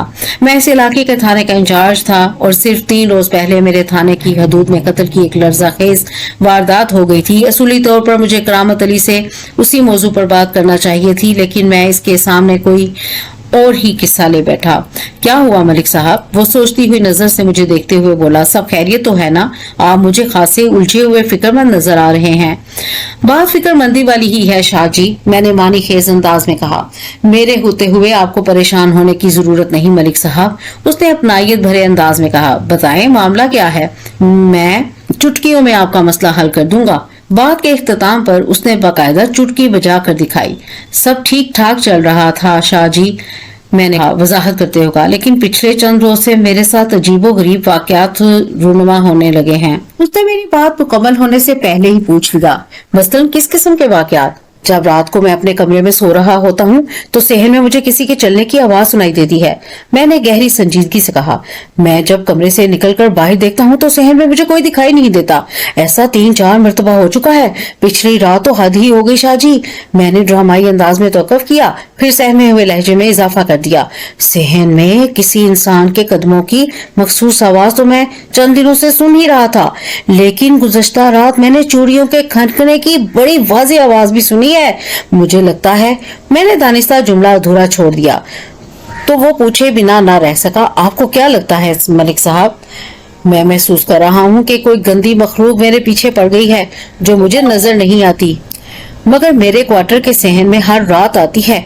मैंने शाहजी को अपने शीशे में उतारते हुए डरे सहमे हुए लहजे में कहा, मैं चाहता हूँ कि आप मेरे साथ चलकर क्वार्टर को अपनी रूहानी नजर से देखें। वो नादीदा मखलूक आपकी निगाह से छुप नहीं सकेगी। वैसे आपके ख्याल में वो क्या शय है? वो 100% कोई पिछल पैरी है मलिक साहब, उसने ठहरे हुए लहजे में फतवा सादिर करते हुए कहा। ऐसा ही मामला उस गांव के एक नौजवान के साथ भी था, लेकिन उसके घर वालों ने मेरी बात पर तवज्जो नहीं दी और वो नौजवान मारा गया। लेकिन आपको परेशान होने की जरूरत नहीं है, मैं आपके हमरा जाकर देख लेता हूँ उस क्वार्टर के साथ क्या चल रहा है। करामत अली ने मतीन को पेश आने वाले वाक़े का जिक्र करते हुए दानिस्ता उसका नाम नहीं लिया था। बहरहाल वो मेरे क्वार्टर को चेक करने की गर्ज से मेरे साथ थाने पहुंच गया। मैंने उसे अपने क्वार्टर का रास्ता दिखाने की बजाय हवालात में बंद कर दिया, क्योंकि मैं तो उसे चेक करने के ख्याल से अपने साथ लेकर आया था। इस सूरत हाल ने पहले तो करामत अली को बौखला कर रख दिया, फिर वो कदरे संभला और मुझे खतरनाक नताइज की धमकियां देने लगा। हत्ता कि उसने मुझसे ये भी कहा कि अगर मैंने उसे आजाद करके अपने रवैये की माफी नहीं मांगी तो वो मुझे जलाकर खाकस्तर कर देगा। मैंने उसकी शैतानी बकवास को जूते की नोक पर मारा और खातिर तवाज़ो के लिए उसे हवालदार कादिर बख्श के सुपुर्द कर दिया। कादिर बख्श तो पहले ही करामत अली के लिए अपने दिलो दिमाग में नफरत और नापसंदीदगी का एक तूफान छुपाए बैठा था। उसने सिर्फ 1 घंटे में पीर साहब की ऐसी धुलाई और टुकाई की कि वो अपना बयान हल्फी देने के लिए तैयार हो गया। करामत अली का ये बयान बड़ा सनसनीखेज और अफसोसनाक था। मैं यहाँ पर उसका खुलासा आपके सामने रख देता हूँ। चौधरी निजामुद्दीन ज़राई अराजी की हवस में अंधा हो चुका था। मौजा निजाम कोट और उसके आले दुआले की सैकड़ों एकड़ जमीन उसकी थी, सिवाय 14 एकड़ के एक टुकड़े के, और वो नन्ना साकिता राजी मकतूल मतीन और उसके भाई मुबीन की मलकियत था। निजामुद्दीन ने वो जमीन खरीदने के लिए इन भाइयों को बड़ी से बड़ी पेशकश की। मुबीन किसी हद तक चौधरी के झांसे में आ गया था, मगर मकतूल किसी भी सूरत वो आबाई अराजी बेचने को तैयार नहीं था। चुनाचे इस मामले को अपने हक में करने के लिए चौधरी ने अपने मुर्शिद करामत शाह को इस्तेमाल करने का फैसला किया। शाह जी ने उसके घर के सबसे बड़े कमजोर मोहरे रसूल बीबी को पिछल पैरी की फर्जी कहानी से डराने की कोशिश की, ताकि वो लोग मौजा निजाम कोट को खाए बात कहकर कहीं और चले जाएं। इस कहानी का रसूल बीबी पर तो खासा असर हुआ, लेकिन वो दोनों भाई खुसूसन मकतूल मतीन ने इस मामले पर कोई तवज्जो नहीं दी। इसी दौरान में गोगी अपना केस लेकर शाह जी के पास पहुंच गई। शाह जी ने निजामुद्दीन को ताजा तरीन सूरत हाल से आगाह किया और फिर इन दोनों फर्जंदाने इबलीस ने मतीन को सफाई हस्ती से मिटाने का मंसूबा बना लिया। इसके बाद जो कुछ हुआ उसे समझने के लिए आपका साइंसदान होना जरूरी नहीं। मैं ये बताने की जरूरत पे महसूस नहीं करता कि आइंदा रोज मैंने इस चीरा दस्त चौधरी निजामुद्दीन को भी गिरफ्तार कर लिया था। इस सिलसिले में करामत अली का बयान हल्फी बहुत मुफीद साबित हुआ था। कहानी के इख्तिताम पर एक दफा फिर आप सभी से गुजारिश है कि हमारी वीडियो को लाइक और चैनल को सब्सक्राइब करके एज अ न्यू यूट्यूबर हमारी सपोर्ट करें। शुक्रिया। इंशाअल्लाह फिर किसी नई सनसनीखेज कहानी के साथ हाजिर होंगे। तब तक के लिए अल्लाह हाफिज।